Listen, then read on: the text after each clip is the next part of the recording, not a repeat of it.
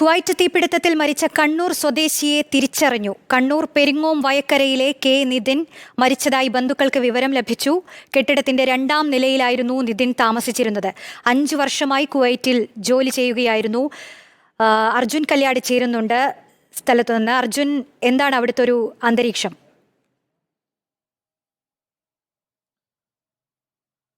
റോഷ്നി, ഇപ്പോൾ കുവൈത്ത് തീപിടുത്തത്തിൽ മരിച്ചിട്ടുള്ള ഒരു മലയാളിയെ കൂടി തിരിച്ചറിയുകയാണ്. കണ്ണൂർ വയക്കര പെരിങ്ങോം വയക്കരയിലെ നിതിൻ കെ എന്ന് പറയുന്ന വ്യക്തിയെയാണ് ഇപ്പോൾ തിരിച്ചറിഞ്ഞിരിക്കുന്നത്. ഇവരുടെ മരണം സംബന്ധിച്ചിട്ടുള്ള വിവരം ബന്ധുക്കൾക്ക് ലഭിക്കുകയും ചെയ്തിട്ടുള്ളത്.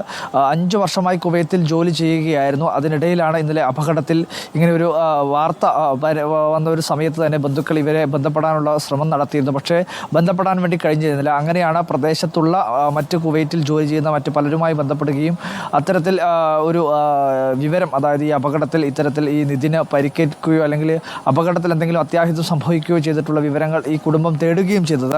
അതിൻ്റെ അടിസ്ഥാനത്തിൽ ഇങ്ങനെ പരിക്കേറ്റിരുന്നു എന്ന കാര്യത്തിൽ ഇന്നലെ തന്നെ ഒരു സ്ഥിരീകരണം ഉണ്ടായിരുന്നു. എന്നാൽ ഇന്ന് ഉച്ചയോടുകൂടിയാണ് ഇത്തരത്തിൽ മരണം സംഭവിച്ചിരിക്കുന്നു എന്നുള്ള ഒരു വിവരം കുടുംബത്തിന് ലഭിക്കുകയും ചെയ്തിട്ടുള്ളത്. ഇവരുടെ ബന്ധുക്കൾ സമീപത്ത്, ഈ നിതിൻ്റെ തന്നെ ബന്ധുക്കൾ ഈ കുവൈറ്റിൽ മറ്റൊരിടത്ത് ജോലി ചെയ്യുന്നുണ്ടായിരുന്നു. അവർ ആശുപത്രിയിൽ എത്തുകയും ഈ മരണം സംബന്ധിച്ചിട്ടുള്ള ഒരു സ്ഥിരീകരണം ഈ കുടുംബത്തിന് ലഭിക്കുകയും ചെയ്തിട്ടുള്ളത്. 27 വയസ്സ് മാത്രമാണ് ഈ നിതിന് പ്രായമുള്ളത്. കഴിഞ്ഞ 5 വർഷമായി, അതായത് പ്രായപൂർത്തിയായ ഉടനെ തന്നെ ഗൾഫിലേക്ക് പോയി അവിടെ ജോലി ചെയ്ത് വരികയായിരുന്നു.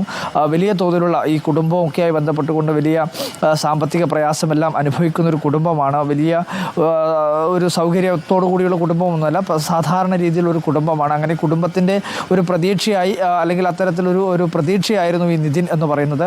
ആ നിതിൻ കഴിഞ്ഞ 2 വർഷങ്ങൾക്ക് മുമ്പേ മാത്രമാണ് നാട്ടിലേക്ക് എത്തുകയും ചെയ്തിട്ടുള്ളത്.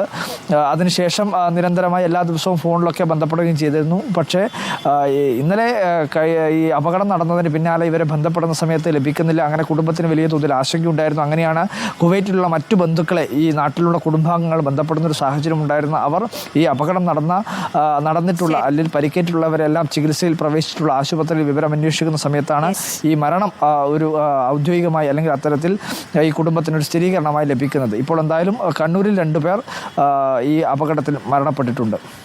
ശരി, അർജുൻ കല്യാടാണ് വിവരങ്ങൾ നൽകിയത്.